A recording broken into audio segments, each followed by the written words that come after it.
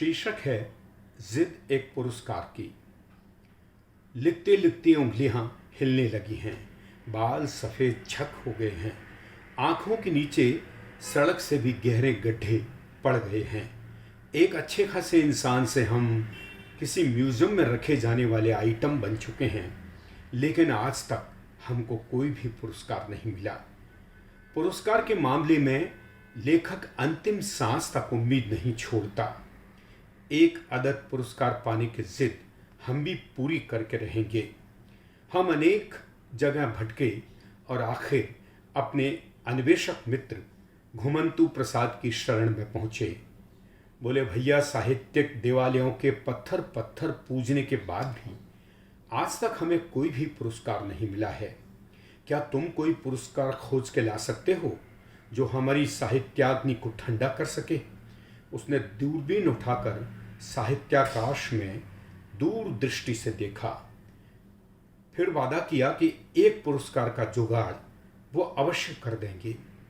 हमें भी संतुष्टि मिली, क्योंकि आजकल देश में सारे काम जुगाड़ों से ही हो रहे हैं। यह सुनकर हमारे शरीर की हड्डी पसलियां किसी भूकंप क्षेत्र की बिल्डिंग की तरह से हिलने लगी। दांतों के कटकटाने से किसी शास्त्रीय राग के आखिरी दौर जैसी तबले की जुगलबंदी की आवाज़ निकलने लगी। एक अदद पुरस्कार के आश्वासन मात्र से हमारा ये हाल है, तो जाने पुरस्कार जिस दिन मिलेगा उस दिन क्या हालत होगी। खुशी के आंसू तो हमने मन के बांध में जैसे तैसे बांध कर रख लिए, लेकिन आंखों से नींद खुद ब खुद किसी भगोड़े जैसे भाग गई। घुमंतु प्रसाद कई कई दिनों तक दिखाई नहीं दिए। मोबाइल भी आउट ऑफ रेंज आ रहा था।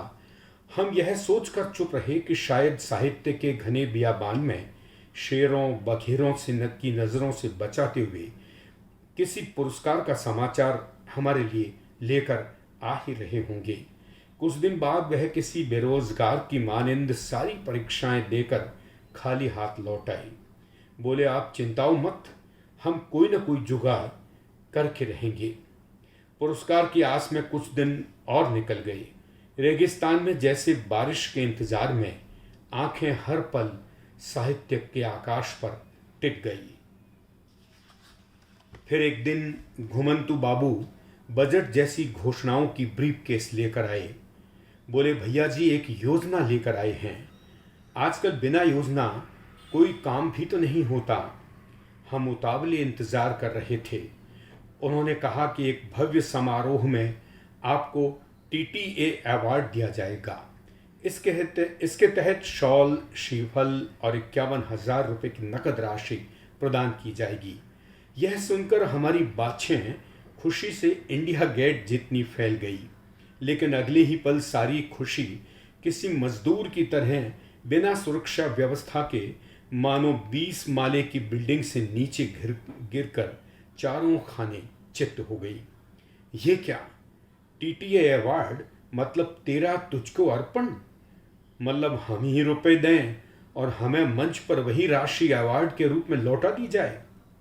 घुमंतु बाबू ने पुरस्कार का अर्थशास्त्र समझाते हुए बताया कि बाहर किसे पता चलेगा, आप अपने पैसे आपको वापस मिल जाएंगे, तिजोरी भर जाएगी और मीडिया इस पुरस्कार की खबरों से हिलोरे मारते उफान मारेगा। चारों दिशाओं से बधाइयों की बाढ़ आपके दुख के पहाड़ों को बहा ले जाएगी। हमारी मोटी बुद्धि में यह बात थोड़ी देर से घुसी। फिर क्या, एक भव्य समारोह हुआ। मंच से उद्घोषक ने चहकते हुए घोषणा की। तालियों की गूंज के बीच मीडिया के कैमरे फ्लैश चमका रहे थे।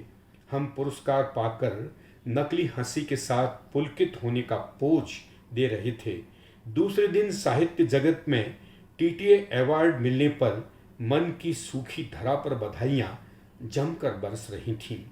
कई बार पुरस्कार पाने के लिए दूर दृष्टि की जगह पास वाली दृष्टि काम आती है। अंदर की बात किसे पता है? धन्यवाद।